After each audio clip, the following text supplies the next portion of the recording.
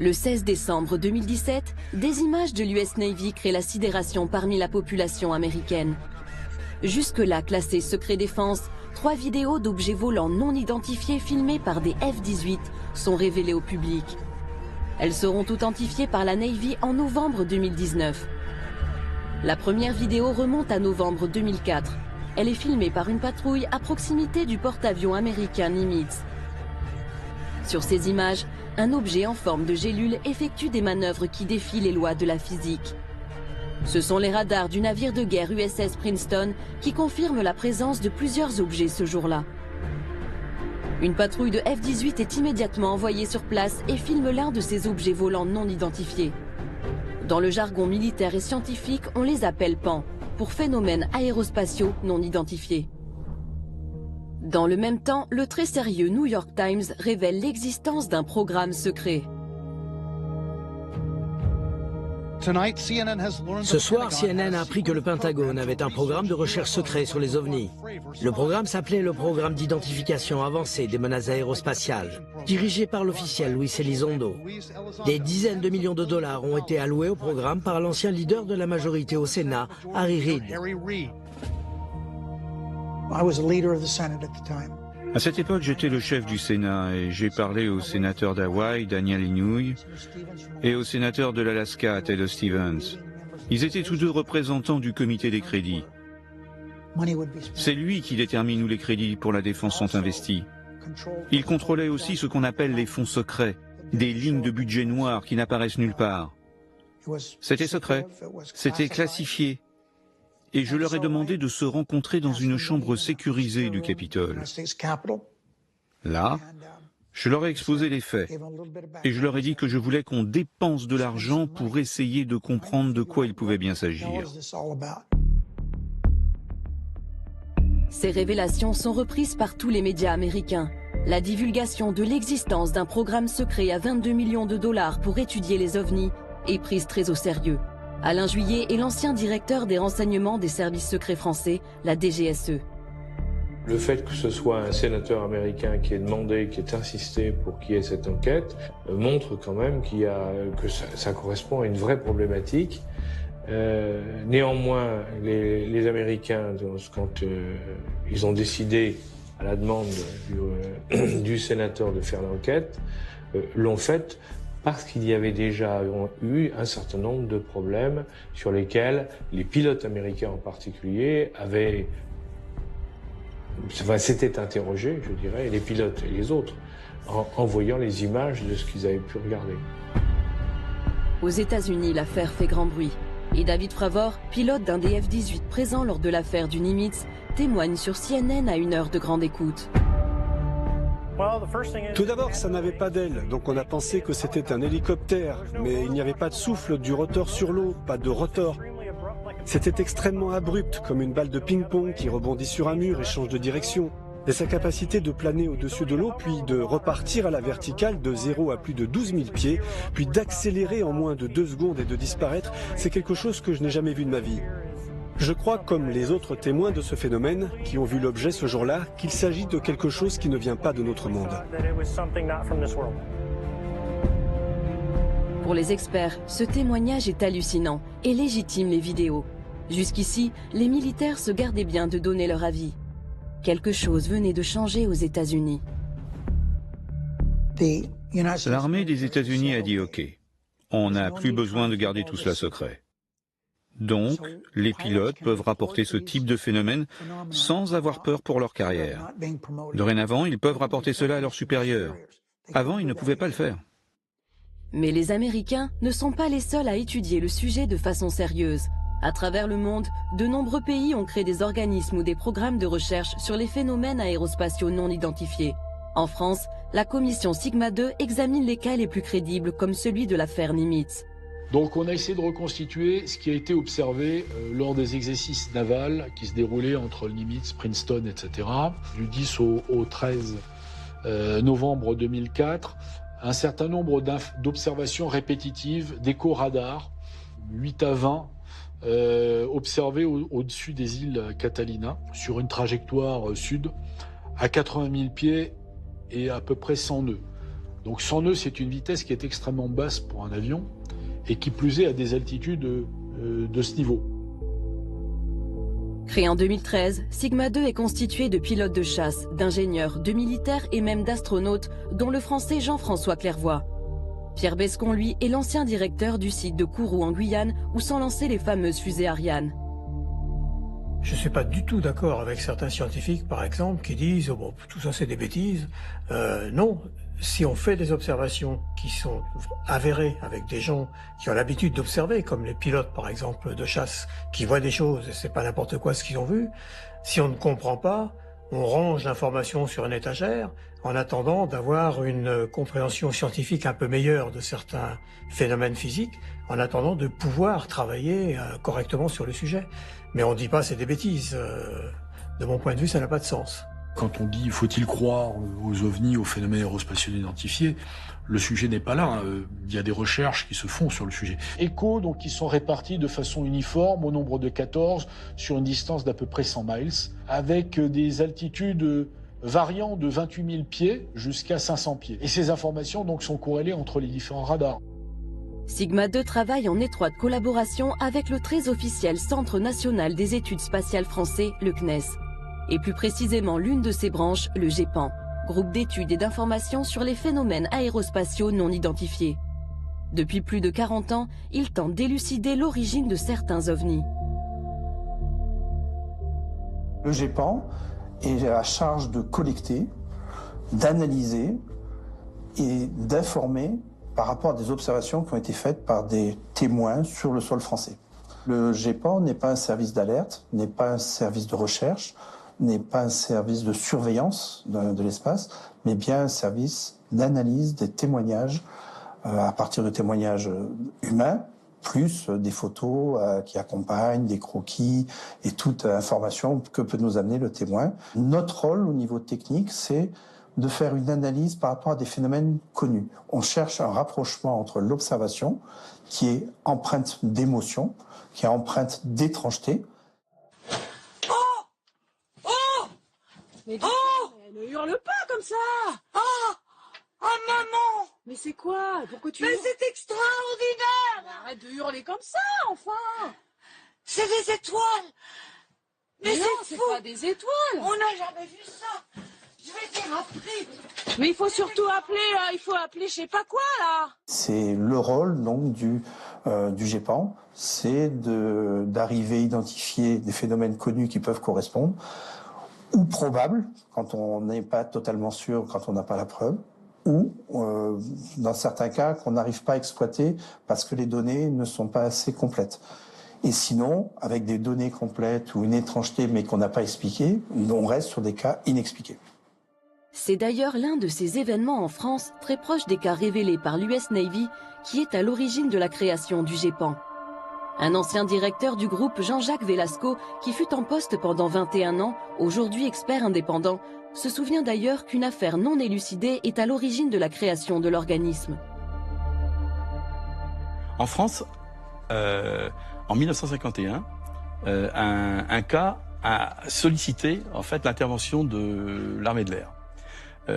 Des pilotes qui étaient en patrouille ont observé au-dessus de la région d'Orange un objet qui se déplaçait à une vitesse qui correspondait à la vitesse de l'avion. Quand ils ont voulu le rejoindre pour faire l'interception, l'objet en fait a calqué sa vitesse sur celle des avions et à un moment donné il a accéléré de façon considérable.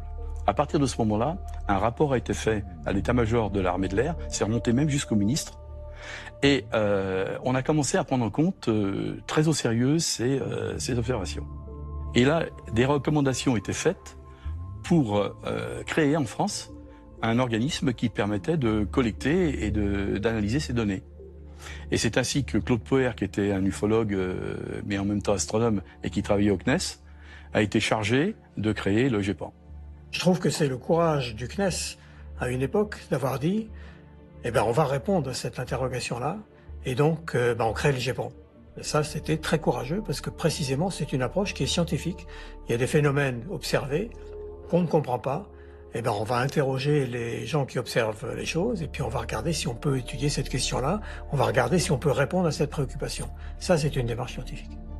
Donc la première patrouille, en fait, est envoyée à peu près 60 miles du Nimitz. Il y a l'observation d'une trace d'écume au niveau de l'eau.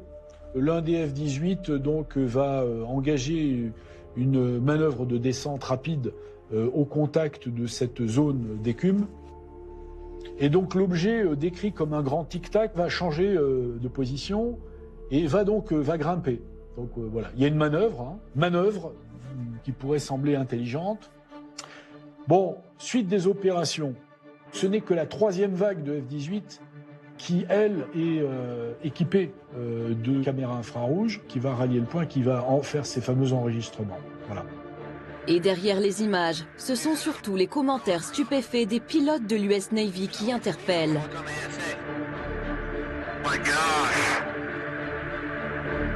Going against the wind. The wind's 120 knots from the west. Look at that thing, dude.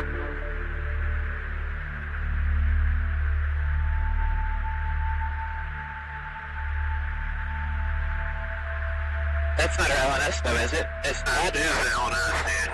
Well, if there's like a thing, it's rotating. Là, on est dans quelque chose, c'est indiscutable, si vous voulez. Il y a le pilote qui l'a vu, il y a les caméras qui ont filmé, il y a le tour de contrôle qui a identifié aussi, mais il y a plein de choses. Là, il y a un problème.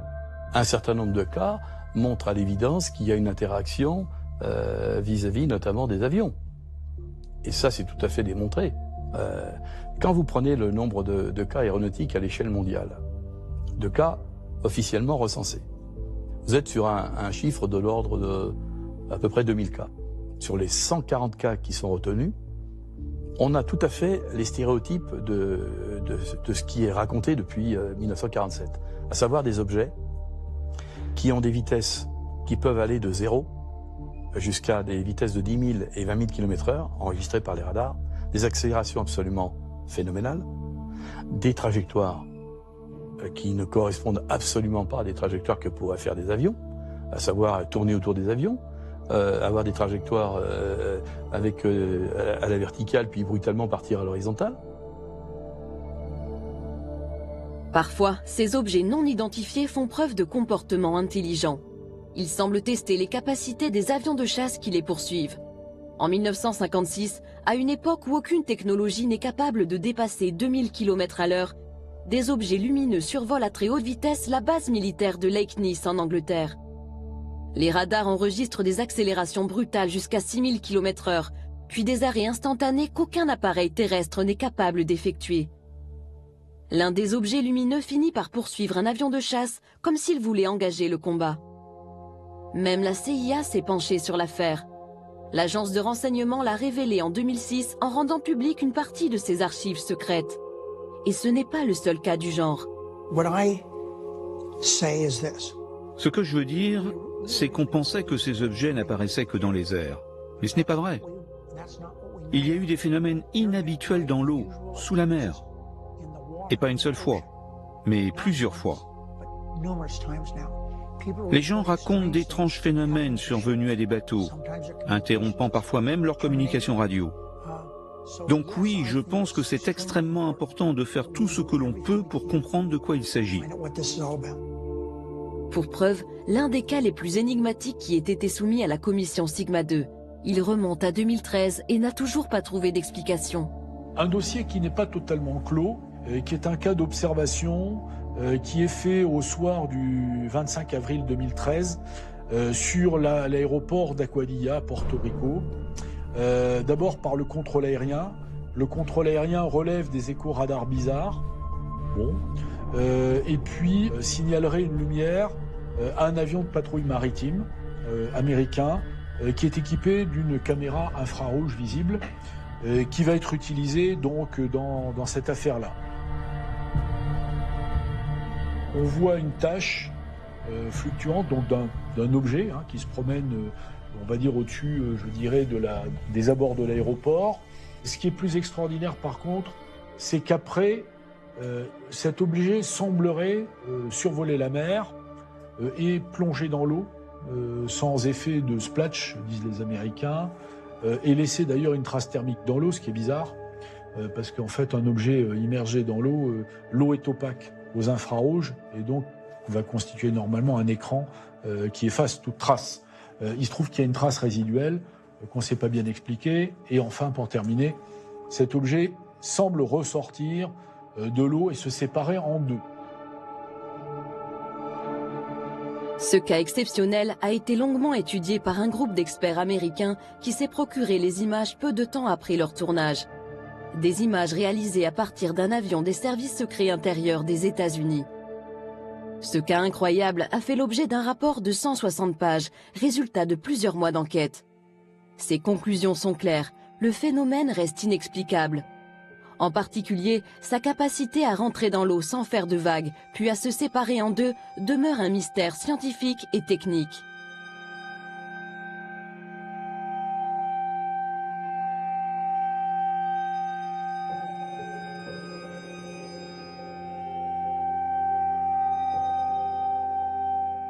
Périodiquement, hein, le ministère de l'Air, le Pentagone américain et les forces armées américaines s'intéressent aux objets non identifiés parce que régulièrement, il y a des alertes qui les font se poser des questions.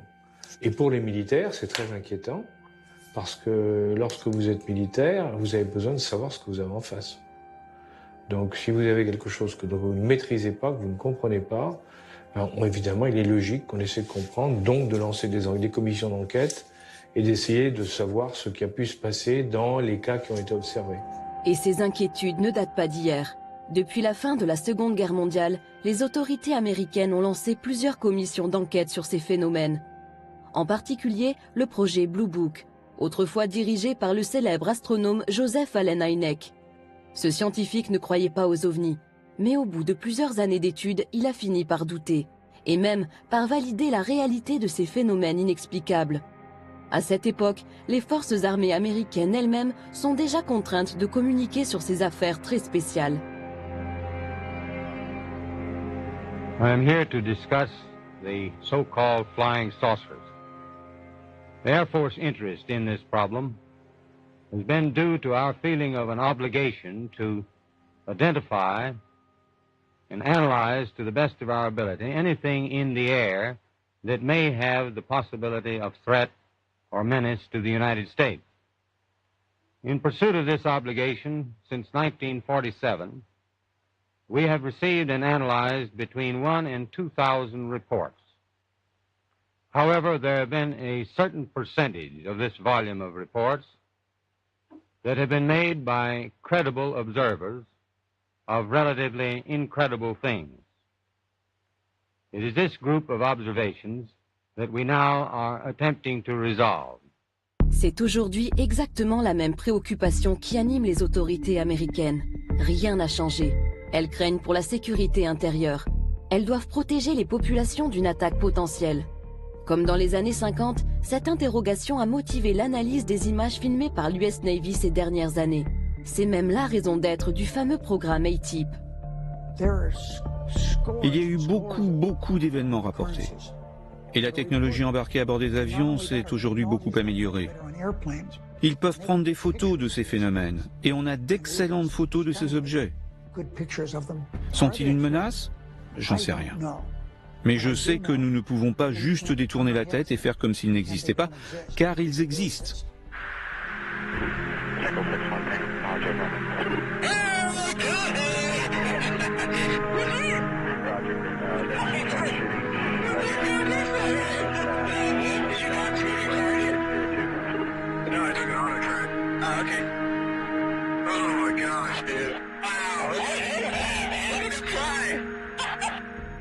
Après la Deuxième Guerre mondiale, beaucoup de gens ont pensé, les Américains pensaient que les Russes étaient derrière les objets volants non identifiés en disant eh bien, si les Russes ont trouvé de nouvelles technologies et les utilisent pour nous espionner. Si c'était un pays, un des pays qu'on cite, les grands pays, si vous voulez, c'est-à-dire les États-Unis, la Russie ou la Chine, depuis le temps qu'il y a eu des incidents, on aurait eu une fuite quelque part qui aurait dit oui, ça correspond à ça. Or, il n'y a eu absolument aucune information qui est sortie là-dessus. confirmant ou infirmant d'ailleurs que c'était des Russes, des Américains ou des Chinois. Donc moi, je n'y crois pas. Je pense que c'est autre chose. Autre chose, mais quoi? Si les instances au placé se posent des questions, des civils aussi cherchent. C'est justement la vocation du MUFON. Ce réseau de scientifiques et d'ingénieurs collecte depuis les années 50 une masse de témoignages sur l'ensemble du territoire américain. Il a même une antenne en France. Il dispose aujourd'hui d'un maillage considérable, un réseau d'enquêtes réparti dans chaque État. Le MUFON est pris très au sérieux, y compris par le gouvernement. C'est même l'un de leurs rapports qui a suscité l'intérêt du sénateur Harry Reid et motivé la création du fameux programme ATIP. C'est en se basant sur les données du MUFON que cette information a été utilisée pour justifier au Congrès les fonds pour le programme ATIP. C'est ce qui a été révélé dans l'article en première page du New York Times le 16 décembre 2017 à propos des développements secrets du Pentagone liés aux ovnis. Ce sont les données du MUFON qui ont été utilisées pour justifier la mise en place de ce programme. 10 ans plus tard, quand l'histoire éclate en couverture du New York Times, c'est vraiment, selon moi, le début de la divulgation d'un vrai phénomène. Et c'est pourquoi les gens y prêtent vraiment attention. Divulgation. Le mot est lâché. Cette révélation est-elle involontaire ou organisée? En effet, depuis le 16 décembre 2017, des officiels militaires ou politiques font des apparitions régulières dans les médias. Opération de communication, ça c'est indéniable. On peut difficilement imaginer qu'aux États-Unis, des militaires, des anciens du Pentagone, etc., communiquent de façon totalement libre, débridée, sans qu'il y ait eu, je dirais, un certain cadrage. À partir du moment où vous avez une campagne de communication par des professionnels et qui explique effectivement ce genre de choses, le moins qu'on puisse dire, c'est qu'au minimum, c'est une sensibilisation de la population américaine. Au minimum. Hein. Ça peut être aussi la préparation à une nouvelle réalité, c'est-à-dire qu'un jour, on leur dise, ben oui, ça existe, et voilà comment c'est. On les aura préparés à ça. Imaginez simplement qu'on nous dise, ben écoutez, maintenant on est sûr de nous, on a la preuve que notre monde est également visité par d'autres mondes, où il y a des passages entre plusieurs mondes qui se font, autant vous dire que ça va quand même créer un vrai problème au niveau... Ça va faire réfléchir beaucoup de monde, parce que ça veut dire qu'on rentre dans autre chose. Et une problématique où il y a effectivement il y a des risques qu'on ne maîtrise absolument plus. A priori, ils sont gentils, mais on n'en sait rien, et de toute manière, on ne maîtrise rien. Alors, donc là, donc ça veut dire qu'on est avec quelque chose qu'on ne maîtrise pas. Or, vous savez que l'être humain, et surtout aujourd'hui, déteste se trouver dans des situations où il ne maîtrise pas, il ne contrôle pas la situation. C'est visiblement ce que pensent aussi les experts américains du MUFON. Paul Hynek est très bien placé pour le savoir. Il est le fils du directeur du fameux programme Blue Book qui fut dirigé par Joseph Allen Hynek dans les années 50 et 60. Il baigne dans les rapports depuis son enfance. Il perçoit lui aussi une véritable rupture dans la politique de communication des autorités américaines. La divulgation de l'existence du programme ATIP, programme d'identification avancée des menaces aérospatiales, et la divulgation récente de ce que la marine a vu et a admis avoir vu sur une période de plus de 9 mois, tous les jours des ovnis, et ils ne peuvent pas les expliquer, et ils ont bien franchement besoin d'aide. Donc il me semble, et mon ami Richard Dolan est très convaincant dans ses présentations qui ont mené à ce qui pourrait être une grande divulgation. Il me semble, dans les activités récentes du gouvernement américain, que le gouvernement essaye d'habituer la population à la possibilité d'une grande révélation.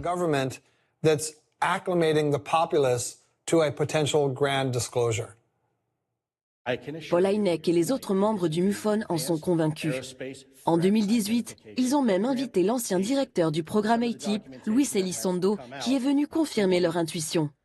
Je pense que la divulgation a déjà été faite.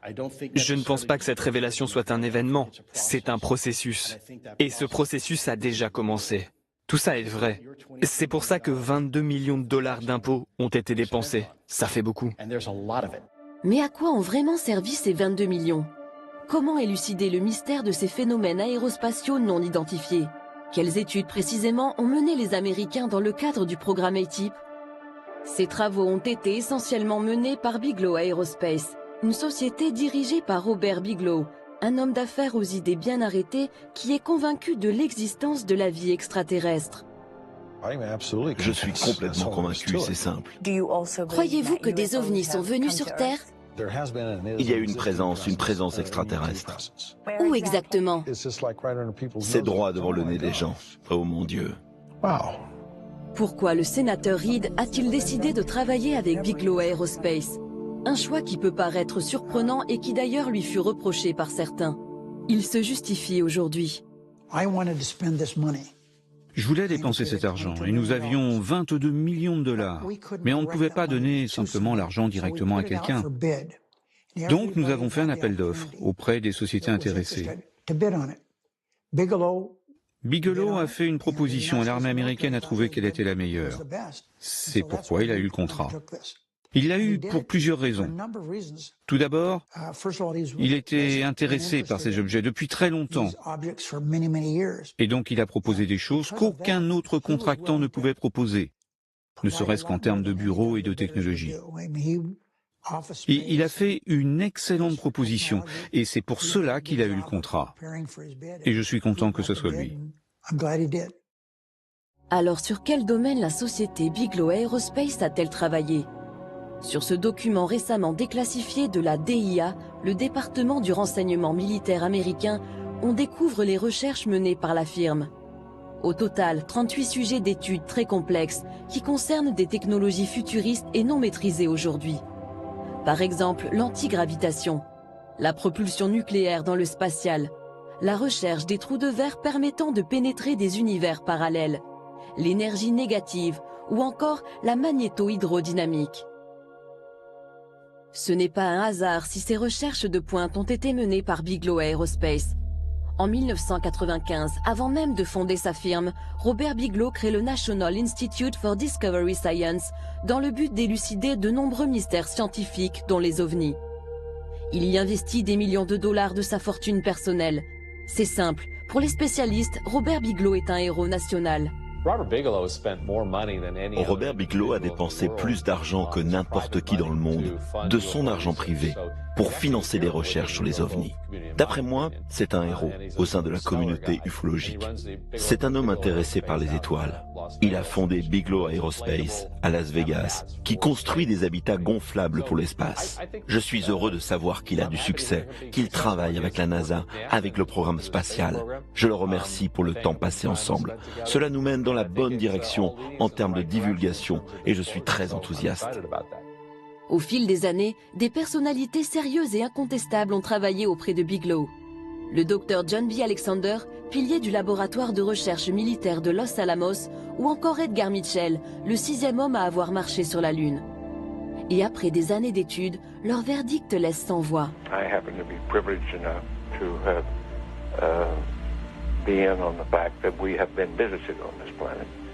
And the UFO phenomenon is real, although it's been covered up by our governments for quite a long time. Whoa! Hang on a minute, but this is big. Whoa, this is all of this is quite a shock to me. Well, I'm sorry you haven't been reading the papers recently. It's starting to open up quite a bit. So you're telling me? Well, there's a lot of information to take on board. Hang on a minute. I mean, listen, I've heard. Crazy UFO nuts tell me this kind of thing before. I've never had Dr. Ed Mitchell, the sixth man to walk on the moon, a respected scientist in his own right, announce to me that we've been visited by aliens from other planets and that they definitely are out there. There's no debating it. Well, that's the first time you've ever talked to me, or I've told you about it before.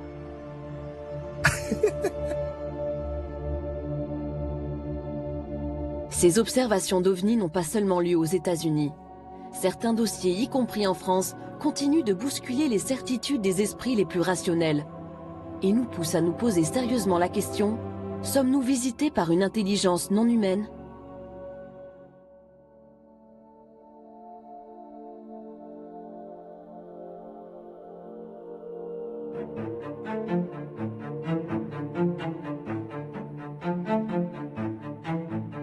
Parmi les cas qui ont été examinés au GEPAN, il y a le cas de Valençol. La rencontre rapprochée de Valençol est un cas extraordinaire, était un cas mondialement connu.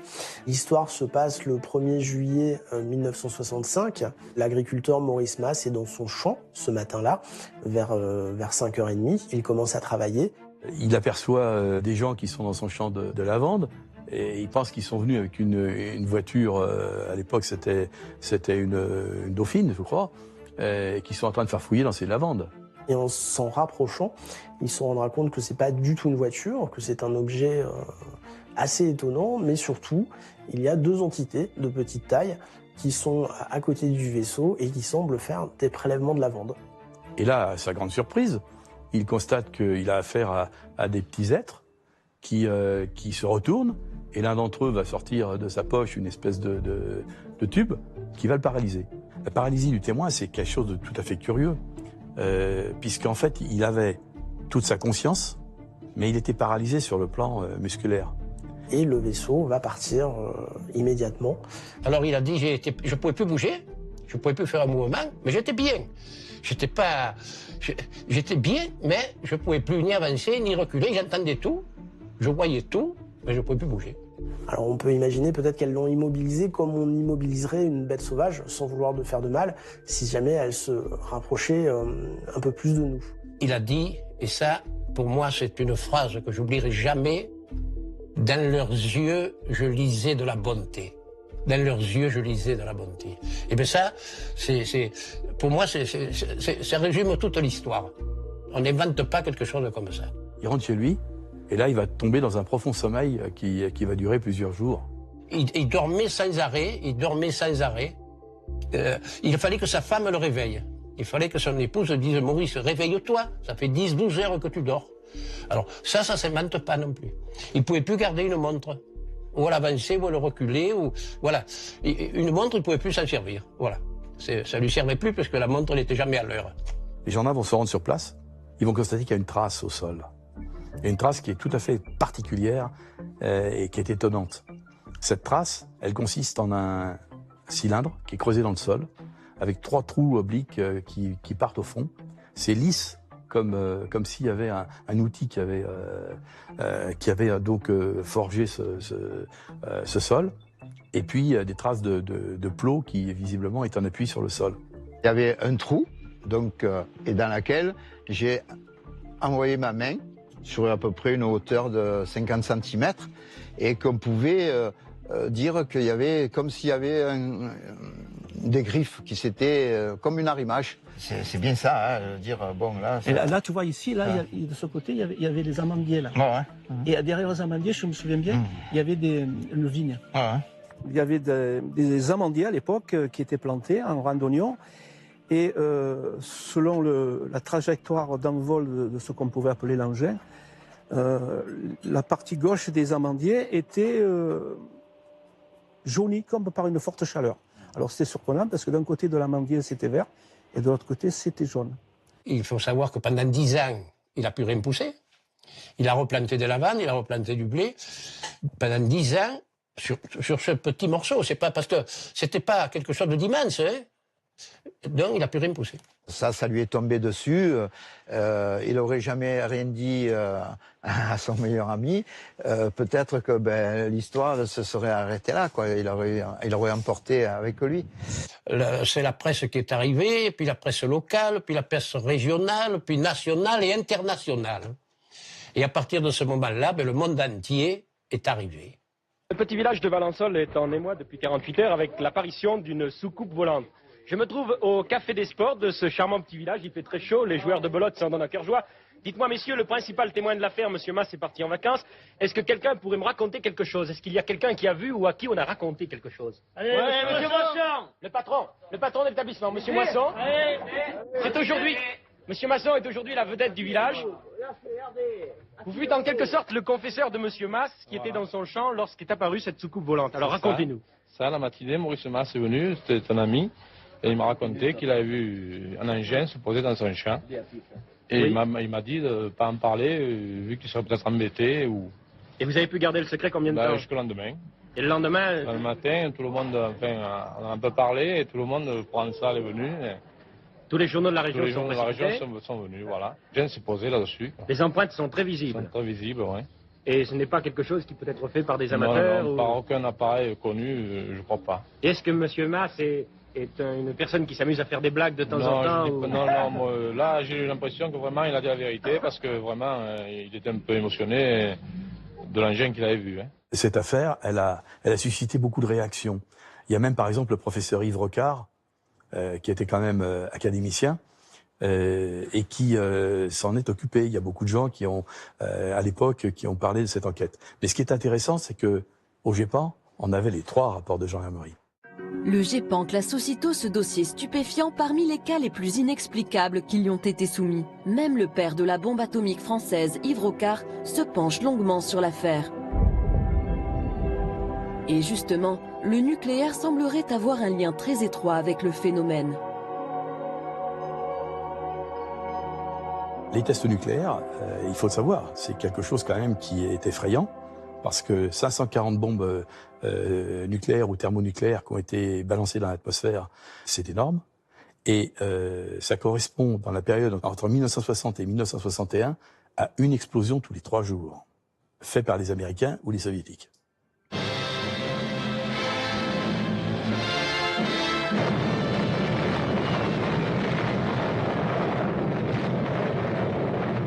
This is atomic energy.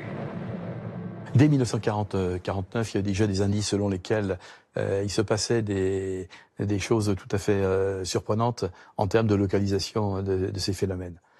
Les sites stratégiques nucléaires en particulier étaient survolés. Lors de 2 commissions secrètes qui ensuite ont été divulguées au public, Edward Teller, donc, qui était le conseiller scientifique de la Maison-Blanche, participait, et il était père de la bombe atomique.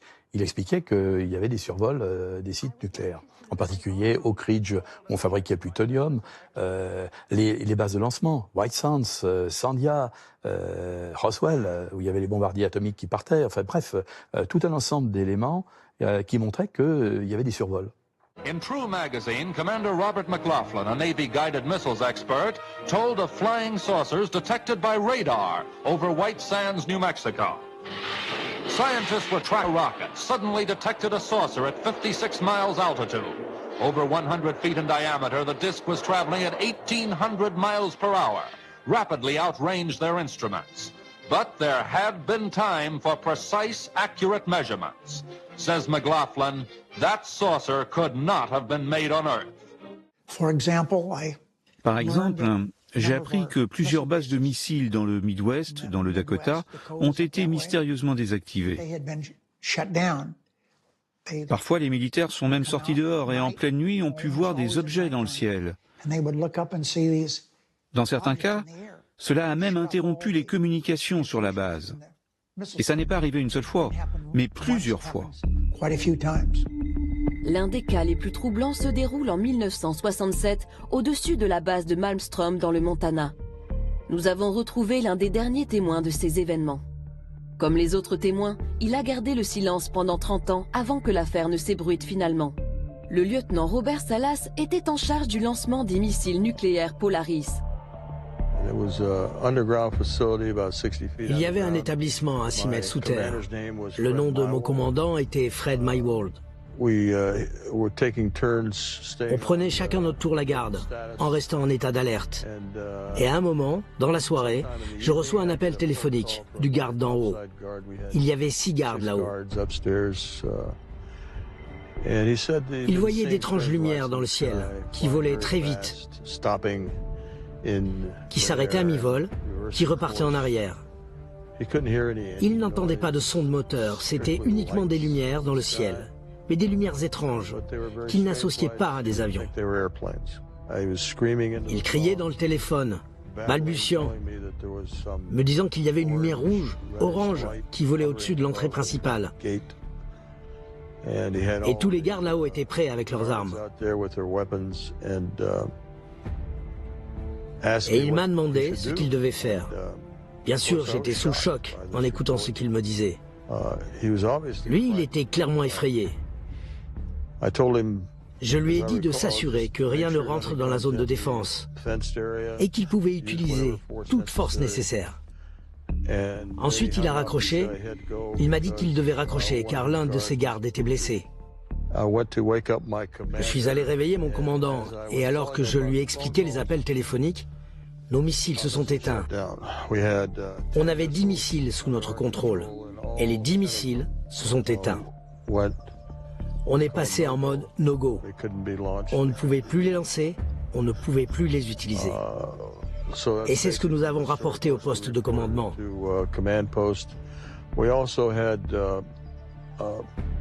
On a aussi eu des alertes lumineuses qui indiquaient qu'il y avait eu des incursions dans les silos de lancement qui étaient situés à environ 1 mile de nous. Donc j'ai envoyé des gardes là-bas pour vérifier la sécurité de ces installations et ils ont vu d'autres ovnis qui survolaient le site. Quand vous superposez les lancements, enfin les tests dans l'atmosphère, avec les cas d'OVNI, vous vous apercevez que vous avez une similitude au niveau des courbes, avec un décalage de 2 ans. C'est très curieux. Alors je ne peux pas l'expliquer, hein, simplement je constate que les 2 courbes ont la même forme et qu'elles correspondent en fait à chaque fois à des tests nucléaires. Certains vont même beaucoup plus loin et n'hésitent pas à parler officiellement d'extraterrestres en mission commandée. Paul Hellyer a été pendant 3 ans le ministre de la Défense du Canada. Pendant la guerre froide en 1961, il y a eu environ 15 ovnis en formation qui ont volé de la Russie vers l'Europe et le commandant suprême des Alliés était très inquiet. Et dans les 2 camps, on était prêt à déclencher l'arme nucléaire. Et puis les ovnis ont changé de direction pour retourner vers le pôle Nord. Donc ils ont décidé de faire une enquête qui a duré 3 ans et ils ont découvert qu'au moins 4 espèces différentes d'extraterrestres ont visité la Terre depuis des milliers d'années. Donc nous avons une longue histoire avec les ovnis. Et il y a eu une augmentation de leur activité depuis des dizaines d'années, depuis que nous avons inventé en fait la bombe atomique. Ils sont très inquiets sur le fait que nous pourrions l'utiliser à nouveau parce que l'ensemble du cosmos est connecté et cela ne nous affecte pas seulement nous, mais d'autres entités dans le cosmos. Et ils ont très peur qu'on puisse être suffisamment stupide pour utiliser à nouveau les armes nucléaires et ce serait très mauvais pour nous, mais pour eux également. Lui, il dit clairement, les extraterrestres existent, ils sont là, ils sont venus nous empêcher, etc. Moi, j'en suis pas là. Je dis simplement qu'il y a des phénomènes, des objets qui sont contrôlés et qui nous mettent en face d'un certain nombre de choses. Est-ce que c'est un signal? Je dirais simplement sur le plan scientifique, pour que les choses soient très claires. Nous, on est capable aujourd'hui, avec des satellites, de détecter des explosions de supernovas qui se trouvent à des dizaines d'années-lumière. Pourquoi une civilisation qui serait plus en avance que nous n'aurait pas la capacité de détecter des explosions nucléaires qui se produisent sur Terre? Parce que l'explosion nucléaire, elle est dans le spectre électromagnétique, elle comporte tous les éléments du spectre électromagnétique. Ça va dans tout le domaine du spectre des micro-ondes, en passant par les ultraviolets et les infrarouges. Donc par conséquent, ce signal qui est un signal artificiel, il peut être détecté de très loin. Et est-ce que ce serait en relation, effectivement, avec le fait qu'il y a eu énormément d'observations qui ont été faites au-dessus des sites nucléaires? La question demeure.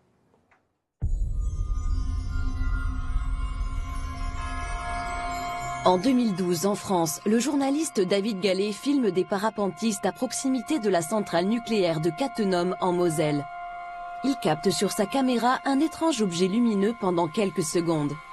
Cet objet semblerait avoir été filmé le même jour en Suisse et en Allemagne.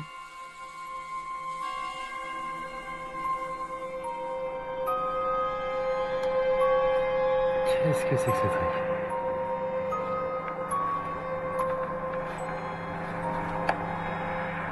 J'essaye de suivre le phénomène qui va parcourir l'intégralité de l'horizon je dirais en 20 secondes à peu de choses près. Donc qui va quand même relativement vite, 5-6 fois plus vite qu'un avion de ligne par exemple.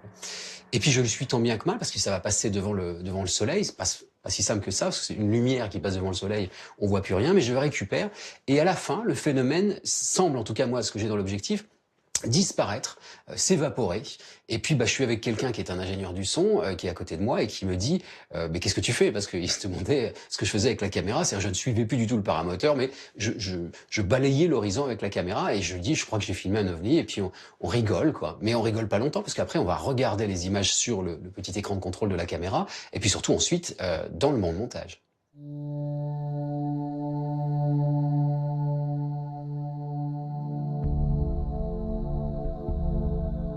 Toujours en France, Michael Vaillant, expert data consultant auprès du GEPAN depuis plus de 12 ans, fait clairement le lien entre apparition d'ovnis et survol d'installations civiles et militaires en France dans une étude qu'il a publiée sous l'égide de l'Université de Toulouse. On a travaillé avec le laboratoire de mathématiques de Toulouse. On a fait une étude mathématique en 2015 qui a permis de montrer qu'il y avait une significativité statistique importante entre la répartition des phénomènes inexpliqués et les centrales nucléaires, mais aussi avec les sites pollués. Alors on peut s'interroger effectivement sur la nature de l'intelligence qui est responsable de ces observations, s'il y a une intelligence, parce que ça peut être encore une fois des phénomènes naturels, hein. Et s'il y a une intelligence, elle peut être peut-être endogène, peut-être exogène. Toutes les pistes sont ouvertes évidemment. Quand on dit endogène, c'est au sens, ça peut être terrestre, ça peut être une surveillance par des pays étrangers qui s'intéressent par exemple à l'état de nos technologies, de nos sites nucléaires. Et peut-être exotique, peut-être une surveillance. On peut entendre par exotique des intelligences que l'on n'a pas identifiées mais qui peuvent être sur Terre, des groupes. On peut imaginer effectivement des extraterrestres si on voulait.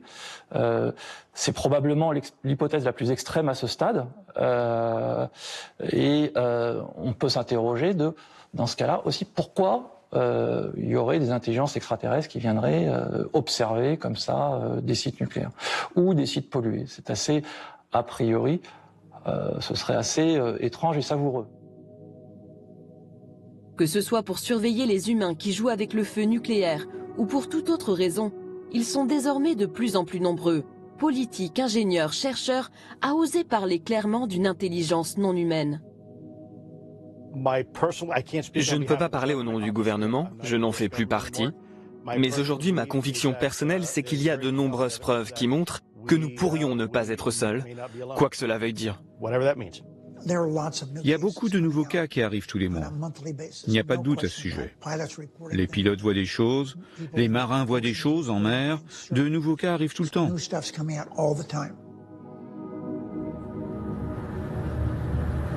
Look, nothing in the sky at all.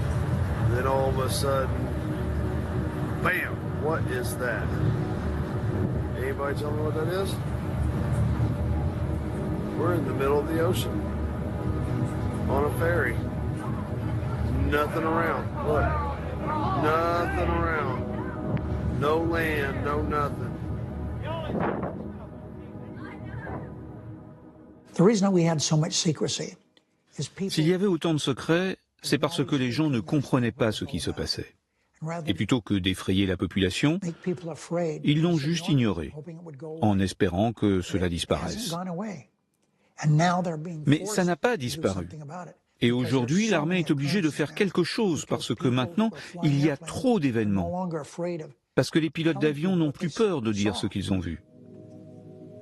Ceux qui le prennent le plus au sérieux aujourd'hui, ce sont les scientifiques, parce qu'ils disent qu'il y a quelque chose. D'où viennent-ils, hein, et comment fonctionnent-ils? C'est ça qui est intéressant. C'est pas imaginable autrement que par des technologies qui sont bien plus en avance que la nôtre. Donc on n'est pas en capacité de le faire. Ça veut dire que ça vient d'ailleurs. Et si ça vient d'ailleurs, ben, ça vient de l'espace obligatoirement. Une intelligence qui viendrait de l'espace. Ce qui faisait sourire la communauté scientifique pendant de longues années devient aujourd'hui un vrai sujet. Et pour cause, en 25 ans seulement, les astronomes ont découvert l'existence de 4000 exoplanètes. Des planètes pour certaines semblables à la Terre qui pourraient clairement abriter des formes de vie intelligentes. Et pourquoi pas une civilisation plus avancée que la nôtre.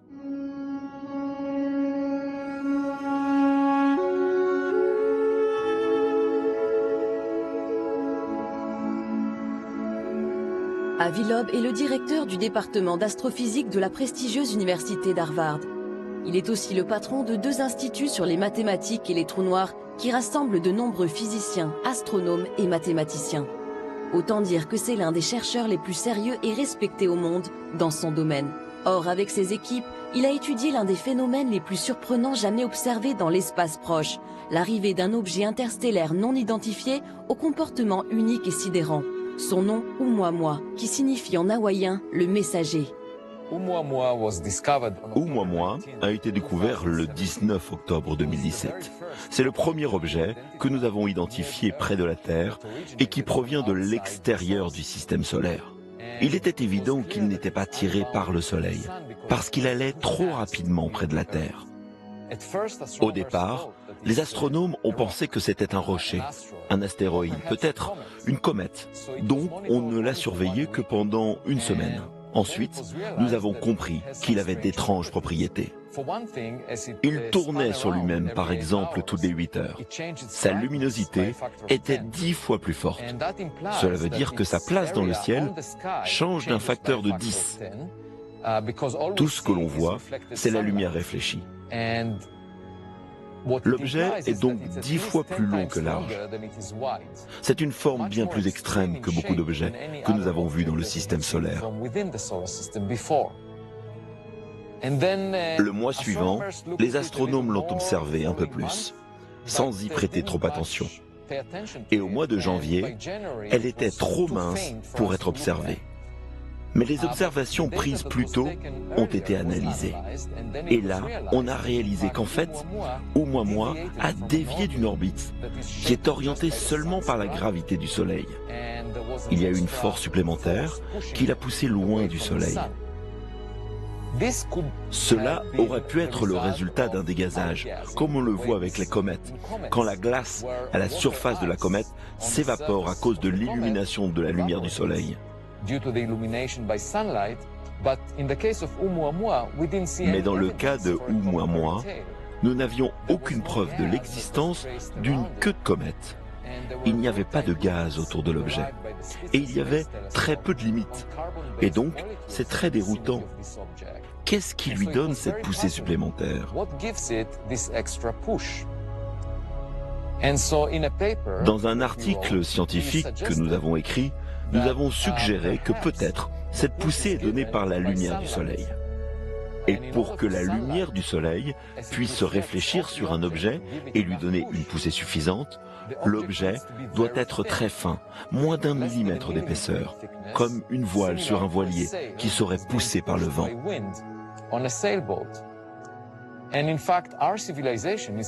Notre civilisation développe actuellement la technologie des voiles solaires, où l'on utilise la lumière des étoiles pour naviguer. Et le résultat, c'est que lorsque la lumière vient rebondir sur la voile, cela lui donne une poussée qui peut l'amener à de très grandes vitesses, potentiellement jusqu'à la vitesse de la lumière. Donc, dans l'article, nous disons qu'il est possible qu'il s'agisse d'un dispositif qui a été fabriqué de manière artificielle et qui a été envoyé par une civilisation extraterrestre. Nous avons mentionné cela comme une possibilité, simplement parce que l'explication alternative, qu'il s'agit d'une comète, est incompatible avec les données.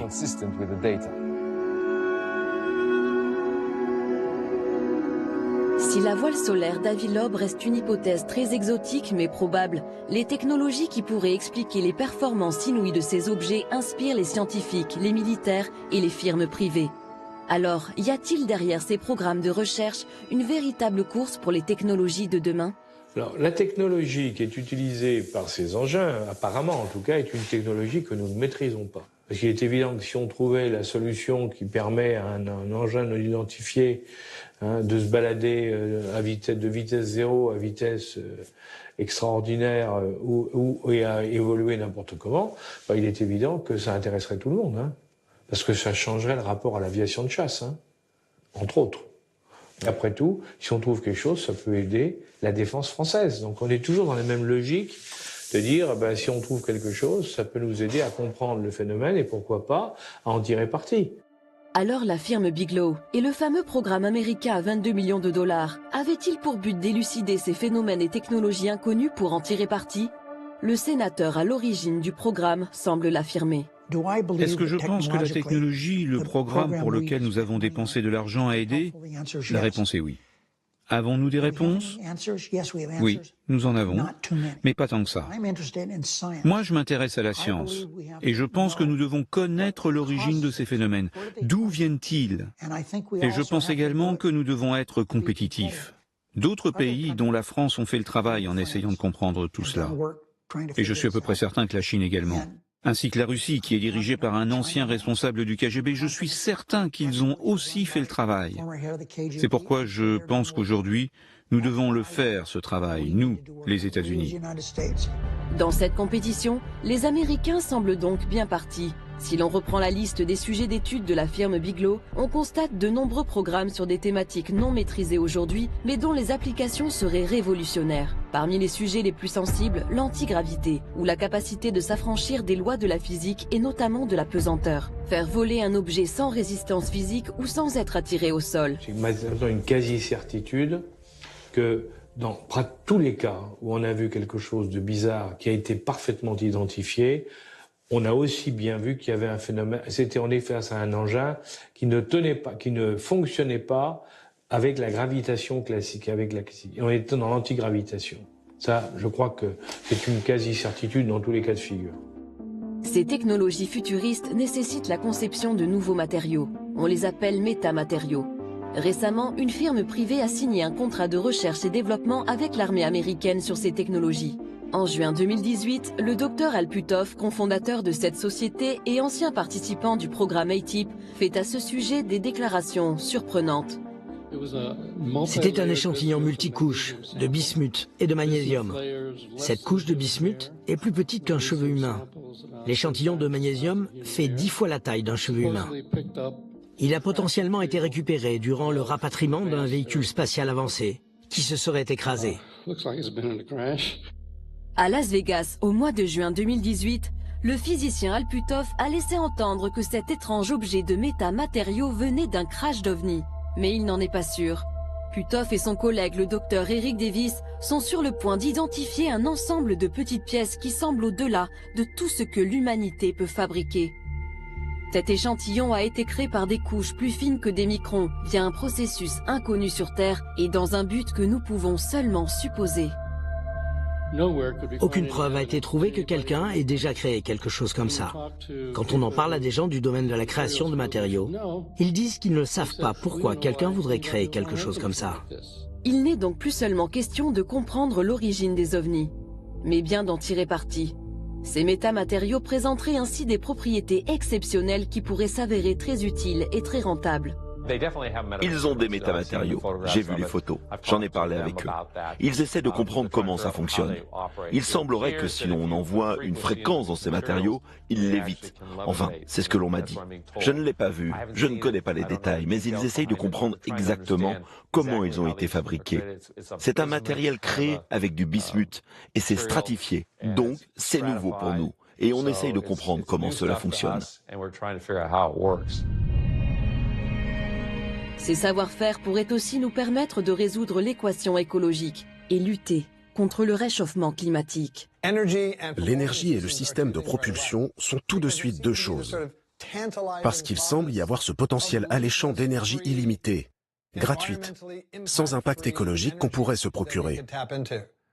Que ce soit l'antigravité ou quelque chose même au-delà de la propulsion photonique, la téléportation ou quelque chose comme ça. Donc nous pourrions maîtriser l'univers physique comme on ne peut même pas l'imaginer aujourd'hui. Cela nous propulserait au-delà des combustibles fossiles, de l'énergie solaire et de l'énergie nucléaire vers une énergie illimitée et abondante pour tous, ce qui peut faire des choses loin au-delà de ce que nous pouvons faire maintenant.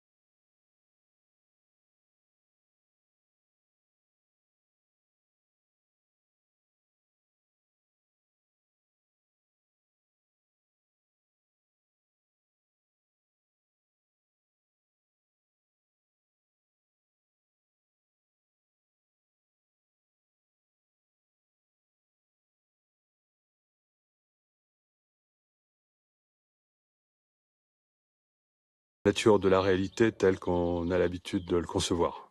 Le temps, l'espace et la matière n'existent pas en réalité telles qu'on les perçoit.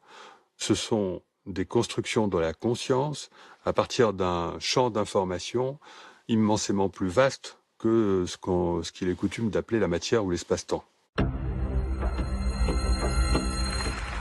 C'est également le point de vue du célèbre astronome et spécialiste des ovnis, le docteur Jacques Vallée, un Français parti vivre aux États-Unis qui a collaboré avec le célèbre professeur Hynek du projet Blue Book.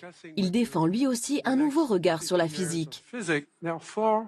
Désormais, pour les exigences de la nouvelle physique de 2061, nous devons d'abord reconnaître que l'univers est un sous-système d'une méta-réalité d'une structure d'information.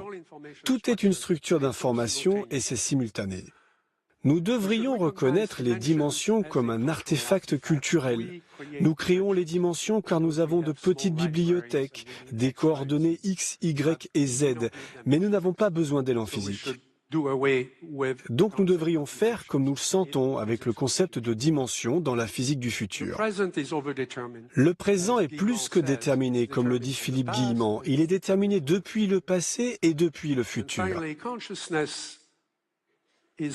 Finalement, la conscience génère l'impression d'espace et de temps. C'est la conscience traversant ce flux d'informations et créant l'illusion de l'espace et du temps. Jacques Vallée a également travaillé avec le docteur John B. Alexander, ancien colonel de l'armée américaine qui était impliqué dans divers programmes de recherche militaire sur le paranormal. Avec Vallée, ils ont été tous deux embauchés par le milliardaire Robert Bigelow dans les années 90, lorsque celui-ci a fondé le National Institute for Discovery Science pour étudier les ovnis et les expériences de mort imminente. Selon moi, il y a une interrelation entre tout et entre bien des phénomènes. Et un des problèmes quand on étudie les ovnis, c'est qu'on a tendance à isoler les paramètres prématurément. Comme vous le savez, je me suis intéressé aux expériences de mort imminente. J'ai fait un doctorat sous la direction du docteur Elizabeth Kubler-Ross. J'ai été impliqué dans la visualisation à distance, dans la psychokinèse, la marche au feu, la cryptozoologie, peu importe le domaine. J'ai travaillé avec beaucoup de chamans dans le monde. Selon moi, ces choses sont interreliées et la conscience humaine en fait partie. Oui, on rentre dans la spiritualité. Et quand on mélange science et spiritualité, ça rend les gens très nerveux. Il y a dans ce phénomène une interaction entre la physicalité et la conscience qui est absolument fondamentale. Concernant les ovnis, il est commun de dire que ces technologies ont des milliers d'années d'avance sur les nôtres. Mais ce qu'on réalise, c'est que ce n'est pas vrai. On observe que c'est en avance sur nous, mais pas au-delà de votre capacité de la croire et de la comprendre. On croit que ce sont des choses qu'on aura dans 1000 ans, et elles sont là au bout de 50 ans. Et c'est systématique dans les observations liées aux ovnis. Je vous donne un exemple précis d'un cas rapporté par Jacques Vallée, au début des années 1900, dans l'État de Washington. Un homme est au volant de sa voiture. Un ovni apparaît devant lui, et il le décrit plus tard et il dit « C'était de forme heptagonale et je pouvais voir chaque rivet. » À cette époque, c'était très avancé. Mais une cinquantaine d'années plus tard, on n'utiliserait jamais de rivet pour voyager dans l'espace. En fait, on a affaire à des engins qui sont capables de rentrer dans notre espace-temps en provenant de l'extérieur, en provenant, on va dire, des autres dimensions. Aujourd'hui, si le principe des univers multiples reste une théorie, elle fait partie des hypothèses pour expliquer la provenance des phénomènes aérospatiaux non identifiés. C'est d'ailleurs l'un des points de recherche du programme A-Type. Ma conviction personnelle, c'est, vous savez, ce sont des théories hermétistes et ésotériques, mais elles remontent à l'origine du monde. Hein. On les retrouve dans les civilisations anciennes, on les retrouve partout, et pas seulement pas en Europe, ou en Égypte ou ailleurs, mais partout on retrouve la même chose. à dire que les gens vous disent il y a plusieurs mondes en définitive qui sont parallèles et qui sont juste l'un à côté l'un de l'autre. Il n'y a pas que le monde, notre monde à nous, le monde que nous percevons nous n'est pas le seul monde. Il y a plusieurs mondes qui s'interpénètrent. Après tout, c'est aussi la possibilité d'être quelque chose qui sort d'un autre monde et qui interpénètre le nôtre à un moment donné et pour un moment très court. Ça, c'est parfaitement possible. Si cette réalité existe, pourrons-nous l'appréhender concrètement? Entrer en contact avec une éventuelle intelligence venue d'ailleurs? Michael Vaillant a travaillé sur les différentes vagues d'observation des ovnis dans le passé. Ces vagues d'observation n'ont pas été très nombreuses dans l'histoire récente de l'homme, hein. Elles ont commencé après la guerre. Elles ont eu lieu sur de grandes régions du globe, à l'échelle des États-Unis par exemple, ou de l'Europe. Pendant quelques jours, semaines, des centaines d'observateurs ont pu rapporter des observations de phénomènes inexpliqués, alors que d'ordinaire, on va avoir, par exemple à l'échelle de la France, un phénomène tous les 2 jours. C'est déjà beaucoup, mais dans ces cas-là, c'est sans commune mesure. Jacques Vallée et d'autres scientifiques ont proposé ce qu'ils appellent une théorie du contrôle, c'est-à-dire que ce serait peut-être des intelligences extérieures qui seraient à l'origine de ces phénomènes, qui contrôleraient l'organisation de ces vagues. Et il y avait derrière cette idée de théorie du contrôle, l'idée d'une théorie de l'apprentissage. Peut-être que le phénomène apprend à l'homme sa présence. C'était un peu l'idée. Il y a des méthodes qu'on appelle méthodes d'apprentissage espacées dans le temps, qui vous permettent de réaliser un apprentissage, effectivement, à l'échelle d'un individu, pas d'une société, et qui vont vous permettre d'économiser l'énergie et le temps que vous allez passer pour apprendre une notion. C'est-à-dire, je suis très feignant, je veux apprendre une liste de mots, eh ben, je veux économiser mon énergie, plutôt que de répéter bêtement cette liste de mots de façon séquentielle tous les jours, je vais petit à petit espacer le temps entre mes apprentissages. Et ça suit, à ce moment-là, une loi de puissance, qui est une loi qu'on mesure à l'échelle de l'homme, qui en général est une loi en puissance de 2. C'est-à-dire le temps qui va augmenter de façon à doubler à chaque fois qu'on va vouloir refaire un apprentissage. 1, 2, 4, 8, 16, 32, etc. Et on observe ce schéma, dans certaines de ces vagues d'observation, c'est-à-dire que certaines de ces vagues d'observation sont très précisément reliées par une loi en puissance de 2,04, même précisément. Et cette précision est si importante qu'on peut se poser la question de est-ce que on peut donner une date sur la prochaine des vagues. Voilà. Et la prochaine, en l'occurrence, puisqu'on attend, il ne se passe plus grand-chose aujourd'hui, nous mènerait en octobre 2035. Alors, c'est pas tout de suite, mais c'est pas non plus dans très longtemps. On est là sur un domaine qui est très compliqué, qui est rejeté bien sûr, par les gens, les apôtres du progrès, je dirais mathématique et cartésien. Mais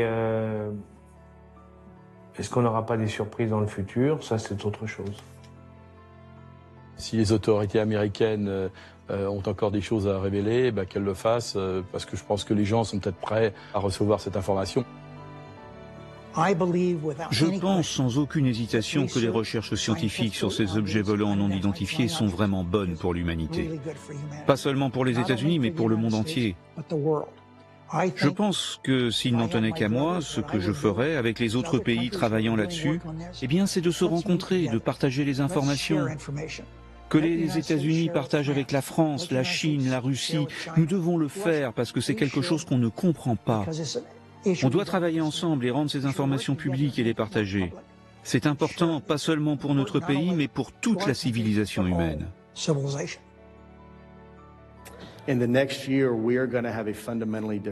Dans l'année à venir, nous aurons une conversation fondamentalement différente de celle que nous avons aujourd'hui. Je pense qu'il y aura une plus grande adhésion du public pour tout ce qui a été divulgué récemment, et cela nous aidera à mieux comprendre ce que nous voyons. Il faut dire que ça apporterait des bouleversements au niveau de nos sociétés très importants. Ça remettrait en cause un certain nombre de choses sur le plan philosophique, sur le plan religieux, sur le plan même de la science. Peut-être qu'en 2035, les connaissances de l'homme sur le sujet étant stabilisées, on pourrait peut-être avoir un contact. Un contact, sachant qu'une idée qui a été avancée, derrière ces vagues aussi, et derrière cet apprentissage, ce serait d'éviter ce qu'on appelle un ethnocide culturel. C'est-à-dire d'éviter que l'homme soit totalement pris au dépourvu et choqué par la découverte d'intelligence ou de phénomènes de nature extraterrestre. Je pense qu'à l'échelle de 10 ans, on aura, même très certainement avant, découvert la vie dans le système solaire. Pas intelligente, mais au moins la vie. Et ça permet, ne serait-ce que ça, de poser les briques, en tout cas les fondations d'un édifice intellectuel qui permet de s'interroger plus loin. En tout cas pour le scientifique, qui permet d'oser penser qu'il y a peut-être, au-delà de la vie, une vie intelligente. Et donc ça fait progresser aussi les mentalités. Ces sujets vont devenir de plus en plus mainstream, c'est ça que ça veut dire. Il y a plus de planètes comme la Terre qui sont habitables dans le volume observable de l'univers qu'il n'y a de grains de sable sur toutes les plages de la Terre. Pour moi, il semble très raisonnable de chercher d'autres civilisations. Pas forcément ici sur Terre, pas forcément dans le système solaire, mais bien plus loin que cela, et en faire un sujet central pour nos futures recherches. Parce que les conséquences au fait de trouver des preuves de la vie là-haut seraient phénoménales. Ça changerait la conception que nous avons de notre place dans l'univers. Ça nous apprendrait des choses sur des technologies avancées que nous n'avons jamais rêvé de développer. Cela peut aussi nous apporter une leçon sur comment se comporter en tant que civilisation. On se sentirait comme une équipe qui apprend d'une autre équipe qui a traversé un processus similaire à nous dans le passé. A dot is all. A dot is all, it is us, both in the past and in the future. A dot is nothing, it is you. Unseizable, a mere step. Bodies and electrons racing. A dot is a mere moment, a crossroads. Hypothetical journeys. Never to cease, to leave, to return, to hope and to rise. To start over.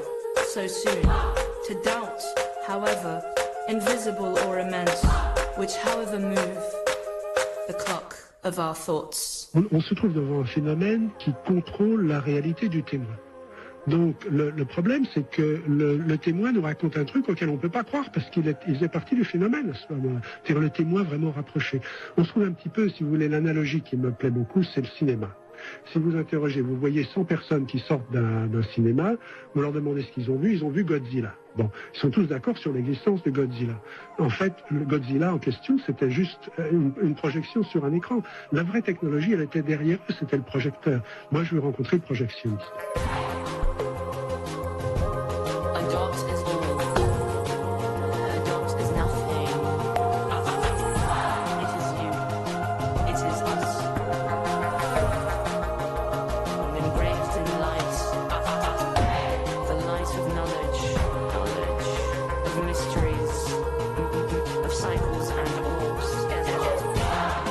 Invisible or